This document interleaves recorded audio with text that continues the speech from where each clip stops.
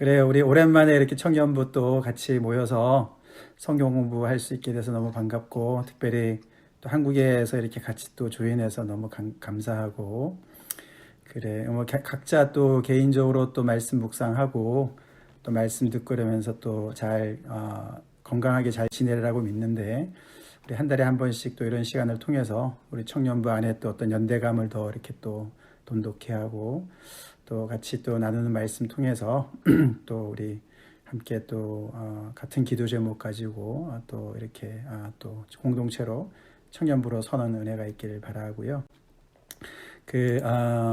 희연 집사님을 통해서 알려드린 대로 제가 이렇게 잠깐 쉐어를 좀 하겠습니다.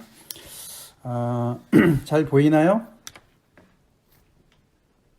네, 잘 보입니다. 네, 오케이. 네, 잘 보입니다. 끝. 그래요. 잠깐만요. 조절을 좀 하고. 우리가 요즘에 최근에 이제 고린도 후서를 공부했지 않습니까? 우리가 묵상하고 저도 3번 이제 걸쳐서 말씀을 전하고 그랬는데, 먼저 우리 고린도전서 11장 1절 말씀을 잠깐 보고 시작하면 좋겠어요. 바울이 이제 너희는 나를 본받는 자가 되라.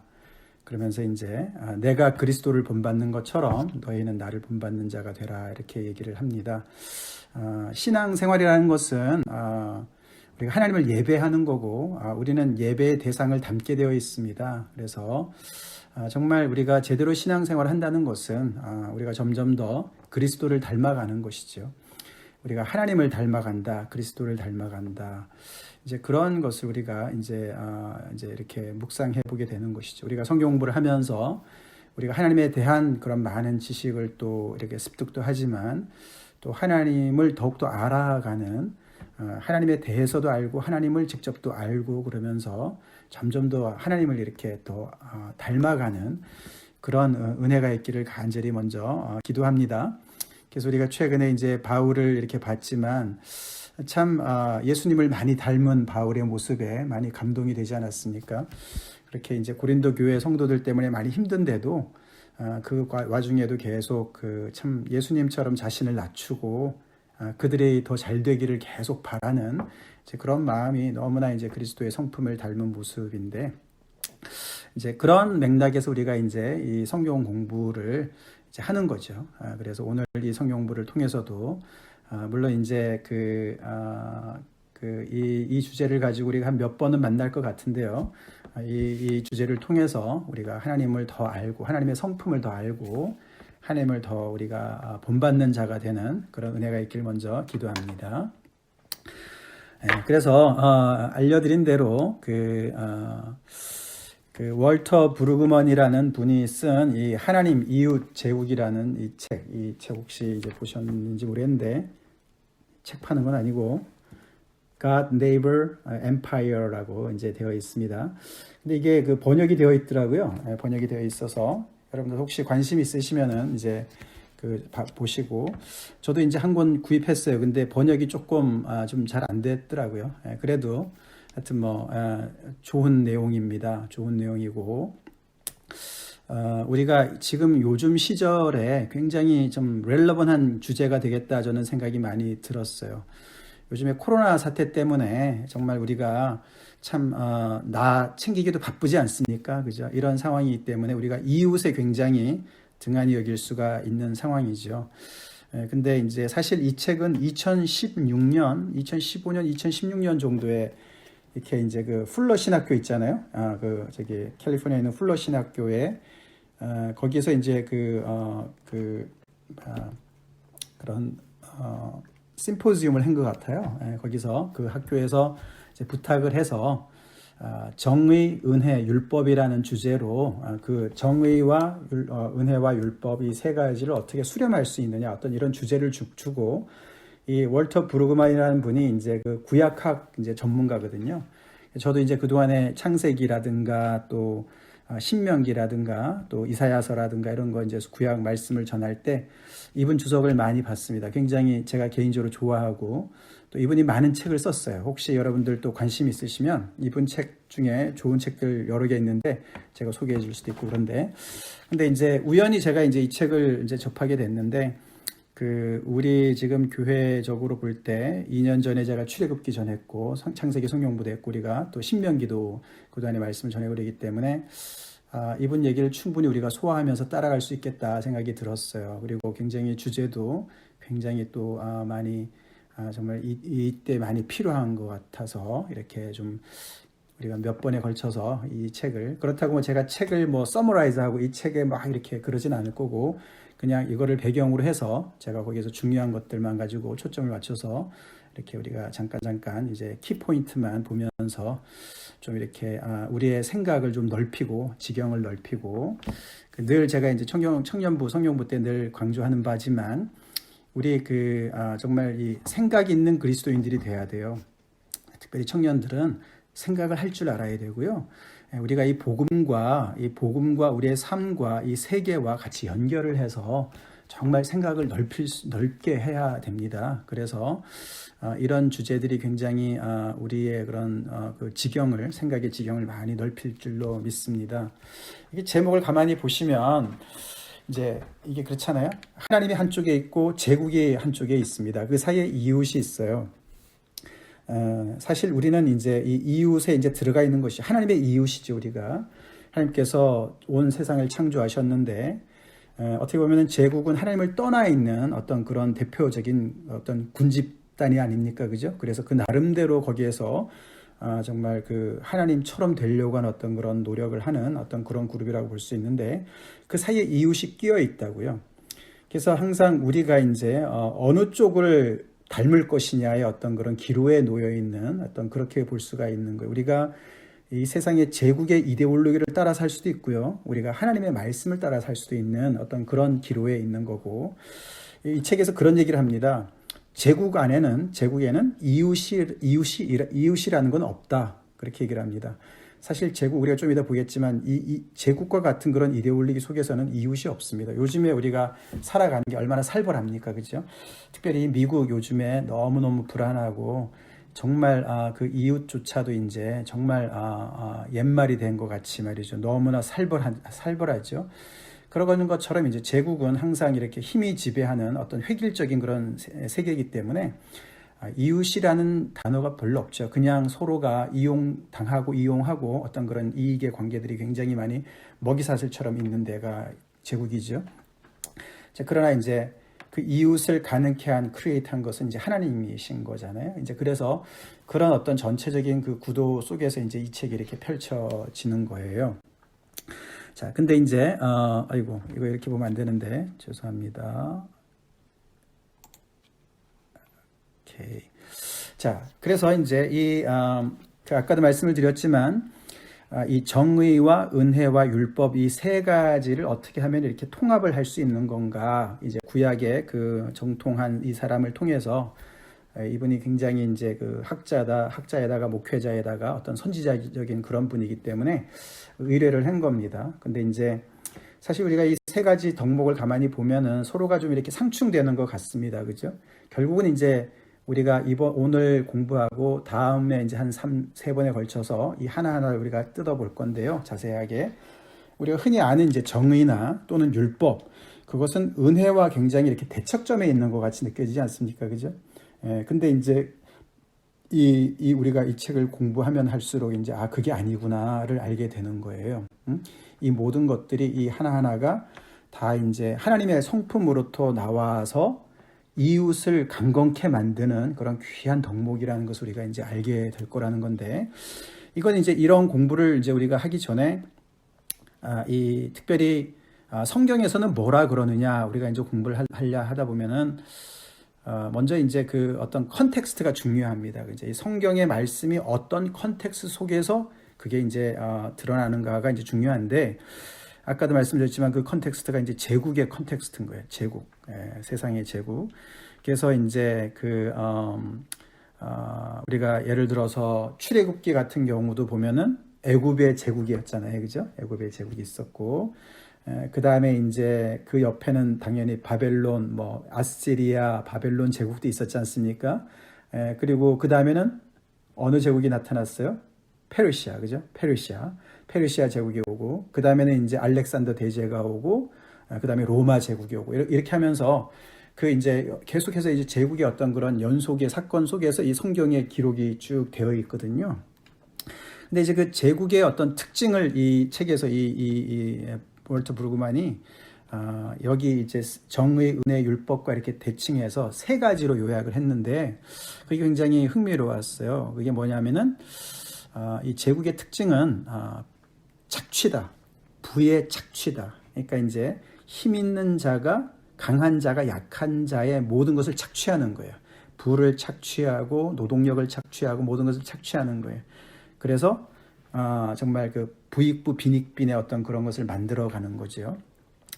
착취가 있고, 그러니까 정의가 없는 거죠. 그 다음에는 이제 그렇게 힘을 가지고 부를 축적한 자들이 돈을 가지고 모든 것을 다 상품화한다는 거죠. 그래서 사람조차도 매매가 가능할 정도로 모든 물건을 다 매매하고, 그리고 사람까지도 이렇게 고용하고 소유할 수 있고, 더 나아가서는 이제 어떤 그런 디스펜서블한 소비 어떤 그런 대상으로 생각하는 그런 어떤 것으로 이제 치닫게 되고, 그것을 계속 유지하려니까 이제 폭력이 이제 거기에 개입이 된다는 거죠. 그래서 이제 우리가 애굽을 보면 알 수 있어요, 그죠? 애굽이 그 이스라엘 백성들을 어떻게 대했나를 보면 알 수 있어요, 그죠?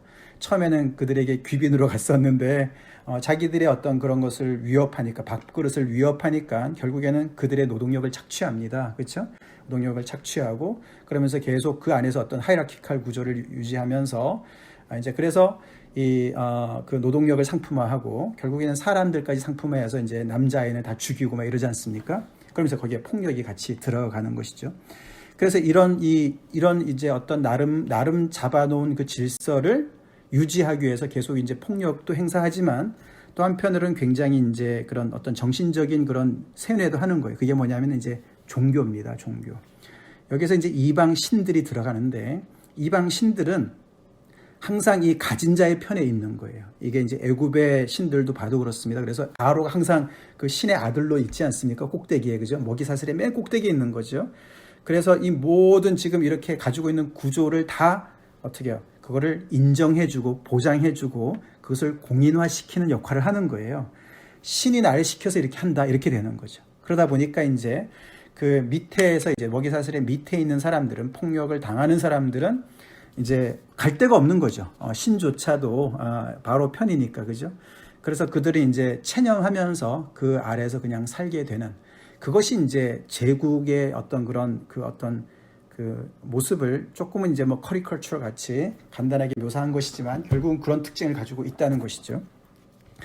이런 배경 속에서, 이런 문맥 속에서 하나님의 말씀이 펼쳐지는 거라는 거예요.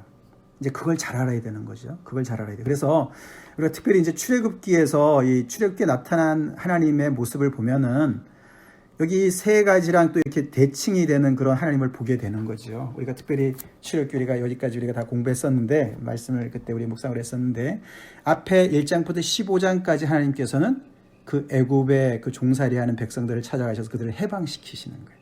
어떻게 보면은 바로의 어떤 압제의 그 불의를 심판하시고, 그죠? 거기에서 어떤 정의를 구현하시는 거예요. 그래서 그들을 구해내셨습니다. 그렇죠? 아까 말씀드렸지만 그 누구도 돌아보지 않는 애굽의 신들은 뭐 당연히 바로 편이니까, 그죠? 근데 아무도 케어하지 않는 그 정말 먹이사슬의 가장 밑에 있는 이 백성들의 부르짖음을 들으시고 그들의 편에 쓰셔서 그들을 구원해내셨고요. 그 다음에 이제 16장부터 18장까지는 광야 이야기죠. 그래서 이들이 여기서 애굽에 있을 때는 추라고 고생을 해야만 겨우겨우 이제 그 반대급부로 조금 이제 얻어먹고 겨우겨우 연명하고 이랬었는데, 이 광야에서는 말이죠, 아무것도 먹을 게 없는데도 하나님께서 만나와 메추라기를 풍성히 먹여주시는 거잖아요. 거기엔 풍요함이 있었어요.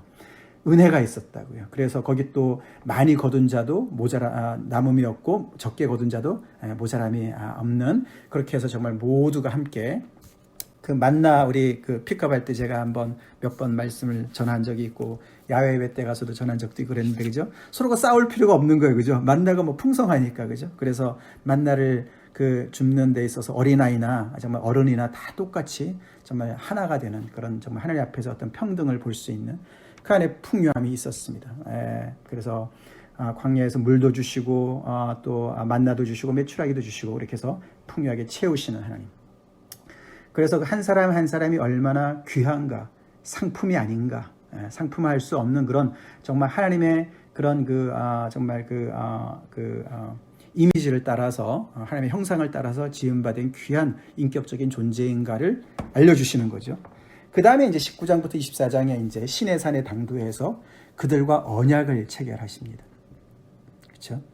그래서 언약을 체결하셔서 특별히 이제 10계명이 중요한 이제 얘기가 아닙니까? 그래서 결국에는 그 10계명을 가만히 보면은 그 모든 게 이제 관계적인 단어인 것이죠. 그죠? 그래서 이렇게 너에게 은혜를 베풀어 준 나와 정말 나만을 섬겨라. 하나님께서 야훼 하나님만을 섬기라고 언약을 맺고 그 다음에 또 5계명부터 10계명까지는 서로 간에 이웃 간에 그렇게 은혜를 발판으로 삼아서 서로가 그렇게 잘 대해라.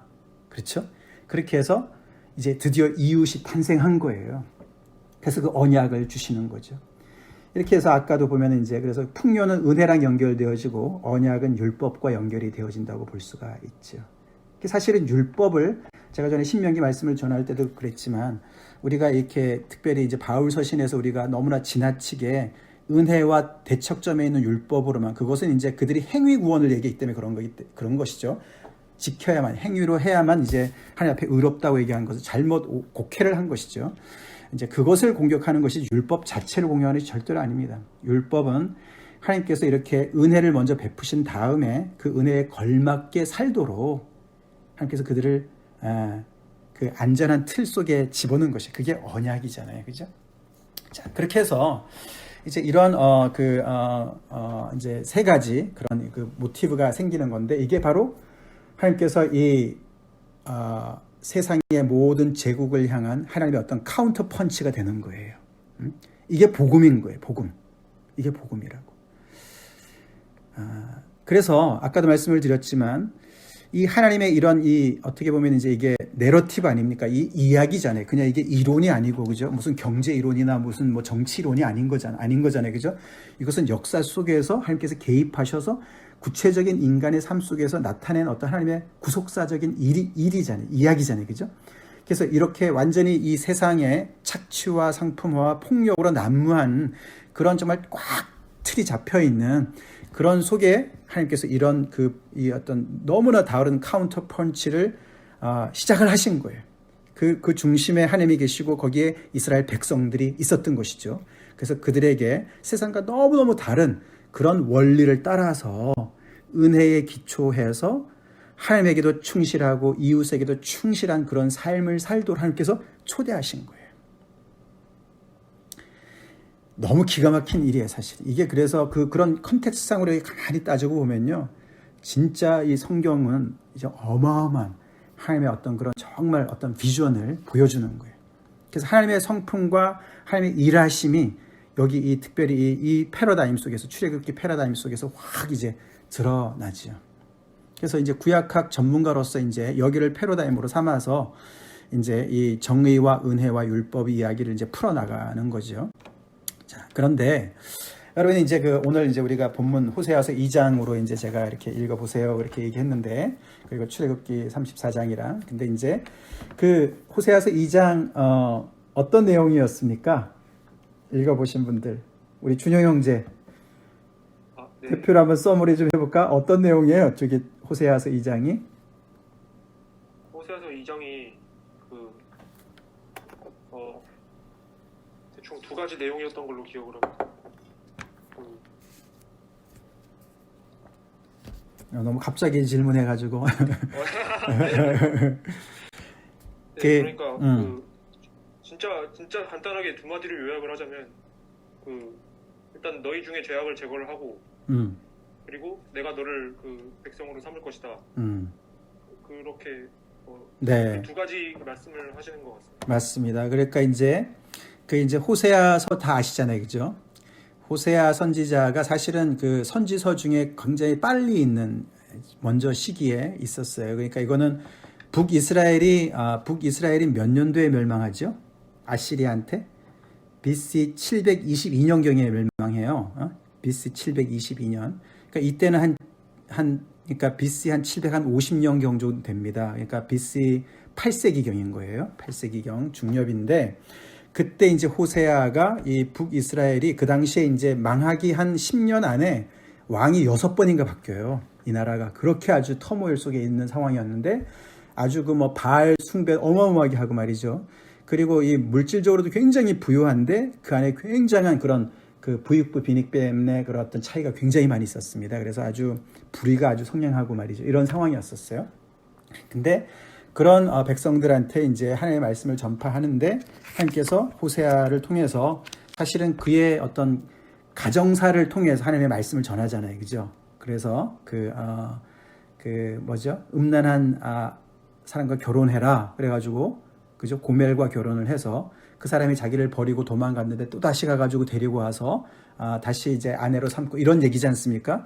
그거를 그대로 이제 하나님께서 이 이스라엘 백성들과의 관계로 빗대가지고 얘기를 하는 거죠. 그래서 얼마나 이 이스라엘 백성들이 하나님을 정말 이렇게 배신하고 영적으로 어떤 간음의 죄를 지었는가를 얘기하고 쫙 이제 그래서 하나님께서 한참 이제 그들을 심판하신 얘기가 막 나옵니다. 그러다가 14절에 갑자기 이제 2장 14절에 반전이 확 일어나는 거죠. 그 이후에는 계속해서 내가 준 모든 것을 가지고 너가 계속해서 이방의 사람들한테 다 갖다 주고 그렇게 정말 음란을 행했다. 그러면서 이제 하나님께서 그 모든 것을 이제 완전히 이제 망하게 할 것이다라고 얘기를 만찬 하시다가 갑자기 14절에 보시면 이제 그러므로 보라 내가 그를 타일러 거친 들로 데리고 가서 말로 위로하고 거기서 비로소 그의 포도원을 그에게 주고 아골 골짜기로 소망의 문을 삼아 주리니 그렇게 얘기를 하는 거예요. 그래서 그들의 절망이 오히려 소망으로 바뀌게 될 것이고 하나님께서 갑자기 마음을 바꾸시는 거예요. 그러면서 이제 오늘 우리가 같이 보고 싶은 이 구절이 어딘가 하면은 호세아서 2장 19절 20절이에요. 그래서 이렇게 한번 이제 배신을 당한 어떻게 보면 남편 된 입장에 계신 하나님이신데 여호와께서 그들은 아직 그대로인데도 하나님께서 먼저 마음을 바꾸시는 얘기를 하면서 여기 19절과 20절에 이렇게 이야기를 하는데 이제 결국에는 이제 이 월터 브루그만이 뭘 하냐면 이제 아까 우리가 봤던 정의와 은혜와 율법 이 세 가지의 정신이 들어가 있는 어떤 그런 그 구절을 찾는 거죠. 그래서 이게 집약돼서 있는 나오는 구절을 찾는데 그 중에 첫 번째가 이제 호세아서 2장 19절 20절인 거예요. 여기 제가 읽겠습니다. 내가 내게 장가들어 영원히 살되 공의와 정의와 은총과 긍휼이 여김으로 내게 장가들며 진실함으로 내게 장가들리니 내가 여호와를 알리라. 그래서 하나님께서 앞에서는 사실 13절까지는 이혼 소송의 이야기였는데 14절부터 다시 재혼을 하시겠다고 얘기를 하는 거예요. 결혼에 빗대가지고 굉장히 일방적이신 거죠. 일방적이신데 그때 이제 하나님께서 당신의 마음을 쏟아 놓으시는데 그 안에 이렇게 중요한 단어가 5가지가 나오죠. 공의와 정의와 은총과 긍휼과 진실함. 이 5가지 단어가 나오는데 이 단어가 다 하나님의 마음의 그 성품의 가장 본성의 핵심적인 내용들인 거예요. 여기에 이제 아까 얘기했던 그런 정의와 은혜와 율법의 그 모든 것들이 같이 다 녹아 들어가 있다는 얘기를 하는 거지요. 그래서 결국에는 이게 3가지가 나눠지는 게 아니다. 그 얘기를 하는 겁니다. 이 하나님의 은혜 안에, 말씀 안에, 그 마음 안에 다 들어가 있는 것이다. 그러면서 이제 이 단어를 설명을 합니다. 공의와 정의와 은총과 긍휼과 진실함을 설명을 하는데 이 단어가 구약의 아주 중요한 단어이기 때문에 이런 거는 이제 그 히브리 원어로 알아두면 좋아요. 제가 그래서 정리를 해봤는데 보세요. 이제 먼저 정의와 공의는 이거는 이제 우리가 이사야서도 봤고요. 아모스서에도 나옵니다. 이게 항상 짝으로 나와요. 정의와 공의. 같은 말인데 거의 비슷한 말인데 아까 그 5 단어도 거의 사실 보면 어근은 비슷해요. 그래서 어느 정도 유의어라고 볼 수가 있는데 그래도 약간씩은 다르죠. 정의와 공의. 그래서 정의는 미슈파트. 그 다음에 공의는 체다카. Justice and righteousness. Justice는 아무래도 조금 어떤 원리적인 쪽이 강하다면은 righteousness는 어떤 좀 그것을 실천한 어떤 그런 실천하는 어떤 관계성에서의 어떤 그런 오름을 얘기한다고 볼 수가 있어요. 하나님의 성품인 거죠. 정의와 공의, justice. 그래서 이 정말 불의를 행하고 있는 그 이스라엘 백성들한테 하나님께서 정의와 공의로, 그러니까 물론 그들의 어떤 무서운 부분도 있겠지만 또 그들이 어떤 그 안에서 불의한 것들을 잡아주고 바로 살게 해주는 어떤 그런 하나님의 역사를 얘기하겠죠. 자, 그 다음에는 은총이라는 단어, 그거는 은혜라고도 번역이 되고 아니면은 steadfast love, 그래서 변함없는 사랑, 아니면 인자, 인애 이렇게 번역이 가능한데 헤세드죠. 헤세드 많이 들어보셨잖아요, 그죠? 헤세드. 그래서 이제 여기 covenantal fidelity 이 단어를 여러분 기억하세요. 그러니까 이거는 언약적인 신실함을 얘기하는 거예요. 언약적 신실함. 우리 여기 결혼하신 분들, 결혼할 때 서약하잖아, 그죠? 그 fidelity를 얘기하는 거예요. covenantal fidelity예요.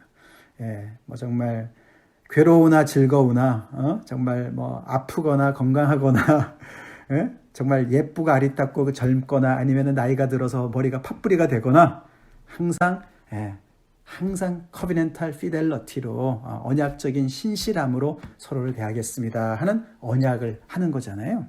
이게 바로 하나님의 성품에 나와 있는, 하나님께서는 정말 끝까지 그것을 지키시는 그 fidelity, 신실하심이 있다는 거예요. 그게 이제 변함없는 사랑이다, 인자다, 인애다, 헤세드다 라고 얘기를 하는 것이죠. 자, 아까 우리가 이제 그거는 당연히 은혜에 관계되는 거겠죠. 근데 이제 이 은총과 사실 같이 짝으로 가는 게 이제 진실함이라는 거예요. 진실함. 그게 이제 어떤 fidelity랑 연결되지 않습니까? faithfulness, 성실함. 그건 이제 에무나라고 그래요. 에무나. 진실하다, 신실하다, faithful하다. 항상 일관성이 있다. 그런 뜻이죠. 그게 이제 하나님께서 이런 마음이 언제 드러났다고요? 아까 이 북이스라엘이 완전히 정말 하나님을 배신하고 완전히 다른 우상에 완전히 빠져 있는 상황에서 하나님께서 이렇게 아까 주셨던 그 출애굽기의 그런 놀라운 비전을 가지시고 그들을 구원하셔서 그 조상들과 언약을 맺으신 거를 다 까먹고 말이죠. 오히려 이방의 제국을 따라서 살고 있는 그렇게 배신한 그들에게 하나님께서 막 정말 그들의 심판하는 얘기를 하시다가 갑자기 뒤로 돌아오셔가지고 내가 어떻게 너희를 포기하겠는가 그러시면서 이 말씀을 하시면서 이런 나의 마음으로 너희를 다시 내가 너희에게 장가들고 너희가 그래서 나를 알게 될 것이다. 거기에 안다는 야다라는 것은 굉장히 친밀한 알을 얘기하는 거고 부부간의 관계를 의미하는 것은 야다 그런 뜻인데요. 그래서 결국은 너네가 나를 알게 될 것이다 라고 얘기를 하시는 거예요. 하나님은 한번 그 언약을 맺으셨으니까 상대방을 버릴 수가 없는 거예요. 아무리 그가 죽을 쏘도 끝까지 성실하게 신실하게 변함없는 사랑으로 끝까지 간다라는 것을 우리가 보게 되죠.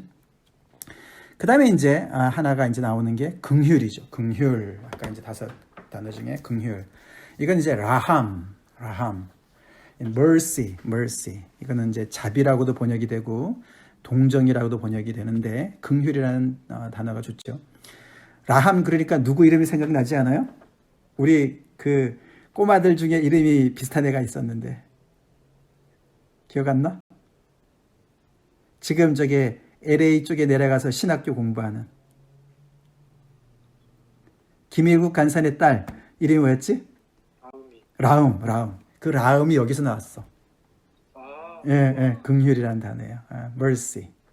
라함. 이게 이제 어근이 좀 바뀌잖아요. 그 어미가. 자, 그래서 긍휼.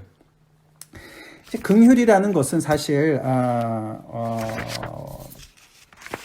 긍휼은 그 하나님의 어떤 그 패소스, 하나님의 어떤 그런 그 뭐랄까요, 그 감정이라 그래야 되나요? 패소스 있잖아요, 그죠? 이토스, 그 로고스, 이소스, 패소스. 그 패소스를 가장 많이 담고 있는 단어예요. 그 하나님의 어떤 정말 감성과 모든 그런 어떤 우리를 향한 어떤 그런 그 마음의 그 감정을 그대로 이제 드러내는 건데 이게 이제 긍휼이라는 단어인데 이사야서 49장 15절. 준용이가 찾아서 읽어줄까? 이사야서 49장 15절.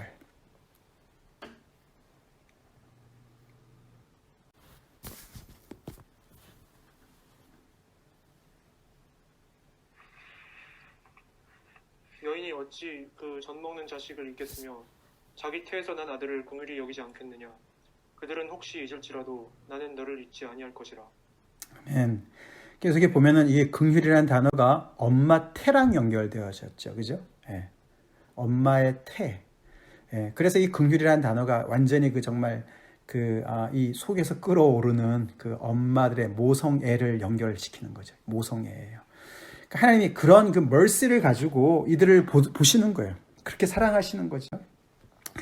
그래서 정의와 공의 속에 그 속에 어떤 그런 앞에 정의와 어떤 그 율법이 같이 들어갔다고 볼 수 있고 여기 은총과 진실함, 긍휼에는 어떤 하나님의 은혜가 들어가 있다고 볼 수가 있는 것이죠. 이 모든 것들이 하나님의 그 성품 안에 다 이제 들어가 있는 상황인 것이죠.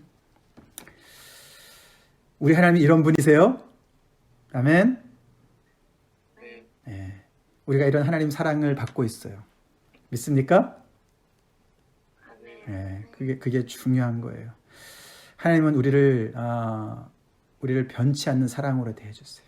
그리고 우리 그런 거 있잖아요, 그죠? 우리가 참 우리 부모 입장에서 보면은 자녀들을 늘 정말 안타깝게 생각해요. 아무리 잘나고 뭐 박사 할아버지를 하고 말이지 교수한다 그래도 부모는 늘 자녀를 볼 때 늘 정말 이렇게 그런 그 어떤 그 mercy가 있는 거죠.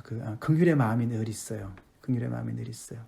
그래서 자식이 뭐가 잘못되면 진짜 마음이 아프고 막 이런 게 있잖아요, 그죠?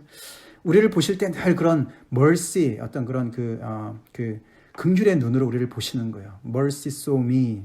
제가 전에 한번 그런 그 복음성가 소개한 적이 있는데 Mercy so me. 그 mercy, 하나님을 mercy로 해서 mercy가 나를 보았다. 다른 세상의 사람들이 나를 볼 때는 다 망가졌고 내가 원래 어떤 모습인지 전혀 몰랐는데 mercy께서 하나님께서 나를 보셨다는 거예요. 내가 아무리 망가졌어도 나의 본연의 모습을 알고 계시고 나를 그래서 그 구렁텅이에서 나를 건져내셨다. 마약 중독자가 그렇게 이제 하나님의 은혜를 받고서 이제 돌아온 그런 사람이 켈빈 헌트라는 사람이 그런 노래 불렀던 흑인인데 그런 것을 이제 제가 본 적이 있는데요. 그 mercy죠. 하나님의 그 마음이 그런 거예요. 긍휼의 마음이 그런 것이죠. 이 하나님이 우리를 이렇게 사랑하시는 거고 또 동시에 이런 모든 것들이 다 어떻게요? 우리가 서로를 대하도록 하나님께서 또 원하시는 것이라는 것이죠. 그게 십계명에 계속 흘러가는 얘기들이에요. 하나님과의 관계, 우리 서로 간의 관계 속에서 계속해서 연결되어지는 것을 볼 수가 있는 것이지 않습니까?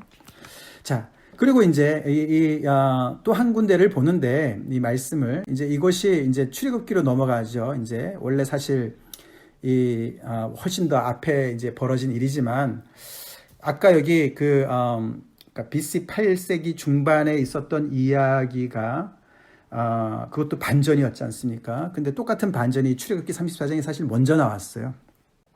이때는 그 십계명 받은 그때 나온 거 아닙니까? 그죠? 그 시내산 앞에서 한 일이에요. 그죠? 이때는 이제 그 모세가 올라가서 40일 너무 기다리니까 이 사람 밑에 있던 사람들이 금송아지를 만들었어요. 그래서 우리를 애굽에서 탈출시키는 신은 이 신이야. 그러고 금송아지를 막 숭배했습니다. 그죠? 그래서 하나님께서 그냥 너무 대노하셔가지고 더 이상 나 얘들하고 같이 못 가겠다. 너 혼자 데리고 가든지 말든지 해라. 막 이랬지 않습니까? 그러니까 모세가 그냥 그럴 수가 없다고 막 하나님 앞에 막 그렇게 중보기도를 해가지고 하나님께서 마음을 돌이키시잖아요. 그래서 하나님께 앞에 이제 나에게 하나님의 영광을 보여주세요. 이제 이렇게 기도하고 그 다음에 나오는 말이 이거죠. 우리 한번 누가 읽어볼까? 우리 은희가 한번 읽어볼까? 은희자매가 한번 읽어보겠습니다. 여호와께서 그의 앞으로 지나시며 선포하시되 여호와라 여호와라 자비롭고 은혜롭고 노하기를 더디하고 인자와 진실이 많은 하나님이라. 아멘. 네. 여기도 이제 똑같은 상황이죠. 정말 하나님께서 이 이스라엘 백성들이 시작도 안 했는데 거기서 벌써 마음을 바꾼 그런 상황을 보시면서도 물론 이제 어떤 그 하나님의 그런 그 모세와의 어떤 그런 그 어떤 기도와 하나님께서 안 가겠다 막 이런 마음들은 이제 우리가 해석하기가 좀 쉽진 않은 얘기지만 결국에는 하나님께서 이렇게 말씀하시는 거예요. 내가 너네를 책임지겠다. 그러면서 여기도 보면은 자비, 아까 긍휼이란 단어, 그리고 인자, 진실 이것이 또 나오죠. 앞에 은혜롭고 노하기를 더디하고는 조금 다른 단어지만 거의 같은 군의 단어인 거예요. 자, 이런 하나님께서 이들을 구원해 내셨다는 것이죠. 그래서 결국 이 하나님의 어떤 그 성품 안에는 이 정의와 공의와 또 은혜와 또 율법과 이런 모든 것들이 다 이렇게 관계성과 연결되어진 단어들이 이렇게 많이 이제 그 마음속에 들어오는 것이죠. 하나님께서 마음에 품고 계시는 것이죠. 이것이 자비도 그렇고 인자도 그렇고 진실함도 그렇고 은혜롭고 노하기를 더디하는 모든 것도 그렇고 다 어떻게 해요? 상대방을 향한 마음이잖아요. 그죠? 상대방을 향한 마음이에요. 사실 그래서 이 이스라엘 백성들이 계속 어떻게 해요? 역사가 이어졌어요. 자, 이 단어에서 좀 색다른 단어가 좀 몇 가지 나와서 제가 좀 보여드리고 싶은데 이 relationality라는 단어가 나와요. 이런 단어 전 처음 본 것 같아요. relationship은 봤어도 relationality. 여기 영문학자 여기 어떻게 생각해? 헬렌 희은. relationship이랑 relationality랑 무슨 차이가 있는 거예요?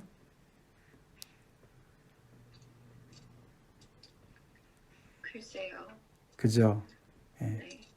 그러니까 이제 relationship이라 그러면 어떤 관계성이라고 우리가 이제 번역할 수 있을 것 같아요. 그죠? 관계도 여러 가지 어떤 그런 그게 있으니까 어떤 네이처가 있으니까 이거는 relationality라 그러면 어떤 관계적임이라고 그래야 되나요? 하여튼 뭐 그런 거예요. 그죠? 관계적입니다. 이게 이제 하나님의 어떤 성품 안에 우리가 살펴봤다 아까 그런 그 성품이 다 이제 하나님이 굉장히 이 릴레이셔널한 분이시라는 거예요.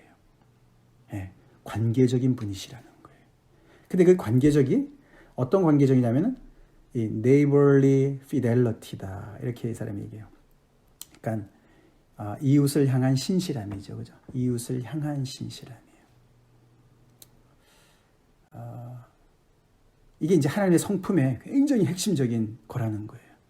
아까도 우리가 이제 이웃 제국들의 어떤 그 신들과 하나님을 좀 약간 이제 대조를 했었지만 사실 하나님의 어떤 성품 중에 뭐 전지전능하시다 이런 거 있잖아요, 그죠? 편재하시다, 어디나 편재하시다 이런 모든 것들은 사실 그런 제국의 신들도 어떤 신들은 그렇다고들 얘기를 해요.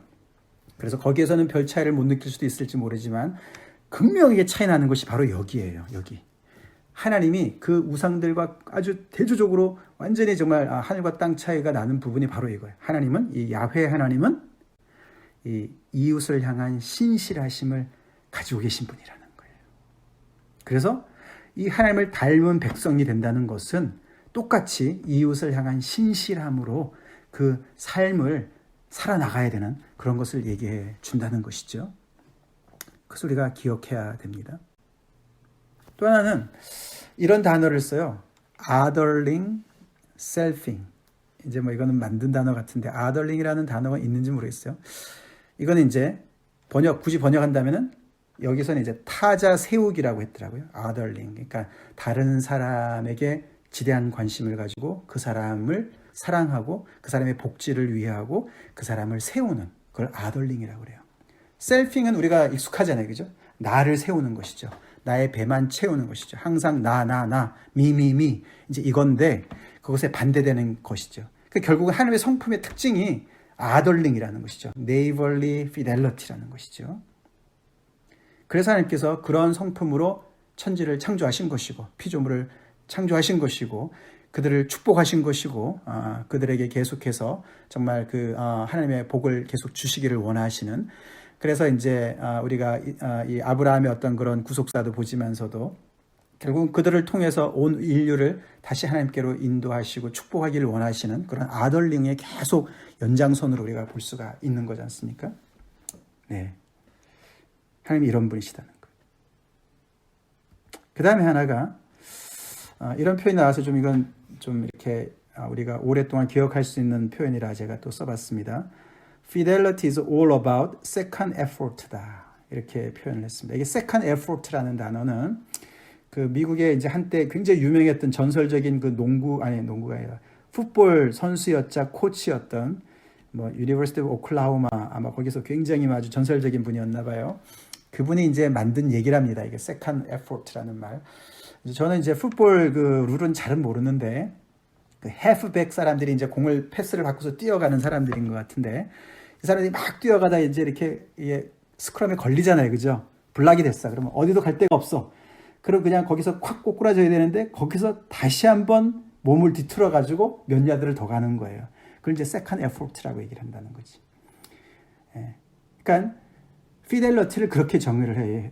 브루그만이 참 마음에 와닿더라고요. 그러니까 이제 아까도 우리가 하나님을 받지 않습니까? 하나님께서 그 이렇게 정말 구원하셔가지고 신의 산에서 그렇게 정말 새 출발을 했는데 첫 발도 뛰기도 전에 벌써 그래서 막 이제 우상 숭배를 했지 않습니까? 거기서 완전히 블락이 된 상황이었는데 다시 거기서 터닝 하셔가지고 또 다시 진격을 하지 않습니까? 그죠? 전진을 하지 않습니까?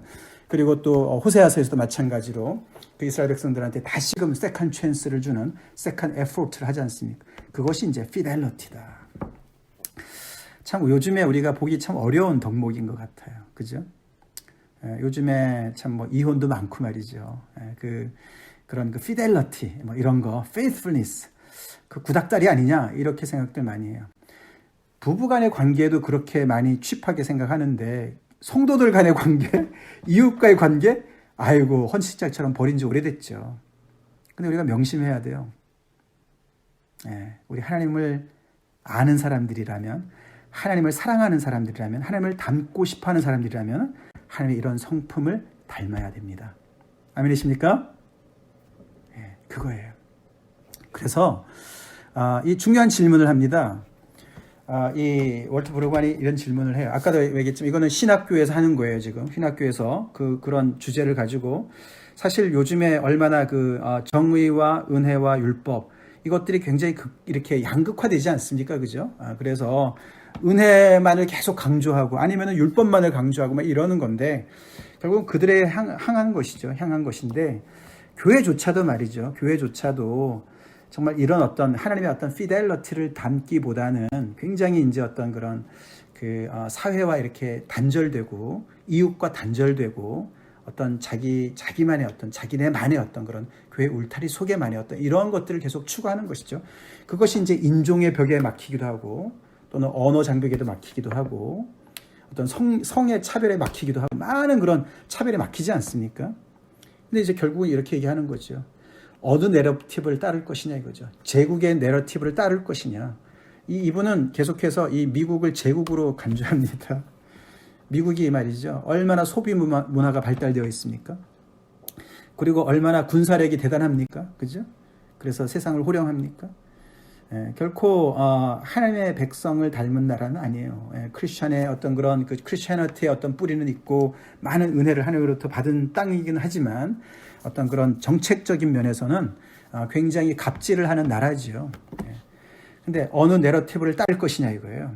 하나님의 내러티브를 따르면서 이런 세상의 어떤 정말 뒤집는 전복하는 그런 복음으로 살아갈 것이냐 아니면은 계속해서 그런 우리의 구태의연한 그런 제국의 그런 모든 것들을 따라 살 것이냐 그것을 이제 종용합니다.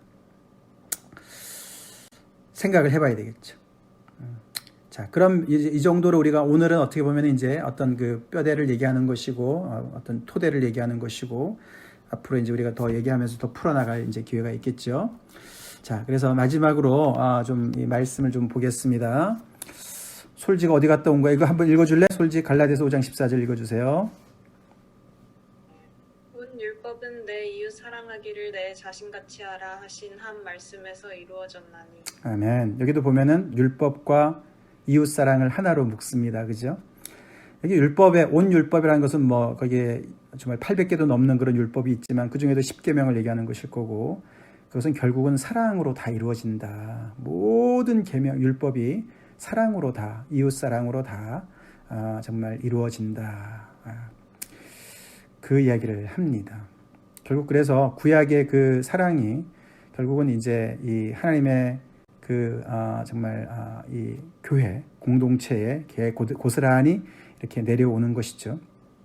결국은 이 이웃 사랑은 내 자신같이 사랑하라는 이 말씀은 이제 구약과도 연결되지만은 결국에는 이것의 뿌리는 우리가 이제 고린도후서 8장 9절 최근에 묵상했던 말씀인데 한번 같이 읽어볼까요? 우리 시작.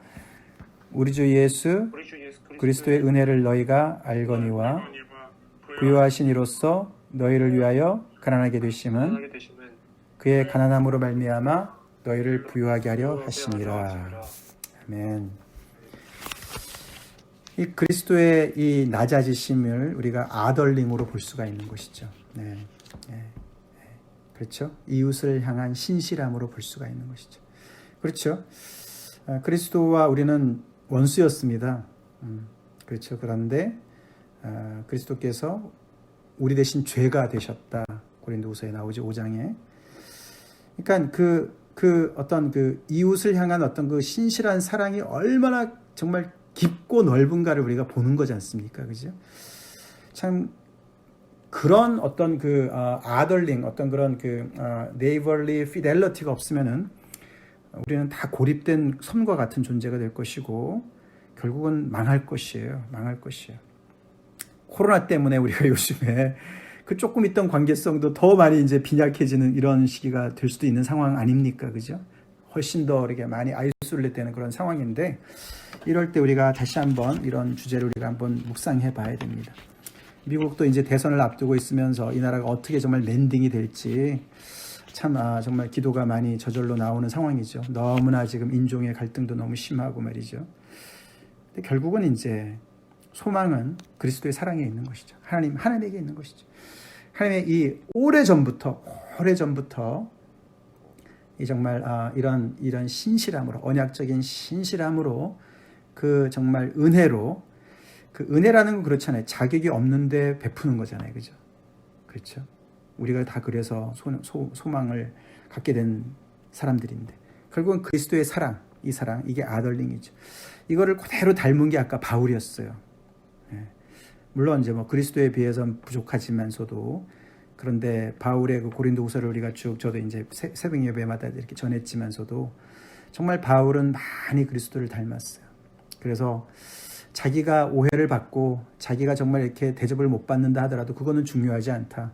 너네가 그리스도의 형상을 잘 본받고 너네가 잘 서면 나는 그거로 족하다. 정말 예수님을 닮았어요. 자기 어떤 입지라든가 자기 어떤 자존심이라든가 이런 거 전혀 별로 생각 안 해요. 정말 아덜링에 굉장히 정말 헌신됐던 그런 모습을 보게 되는 것이죠. 그런 주님을 우리가 믿고 살아가는 사람들이다.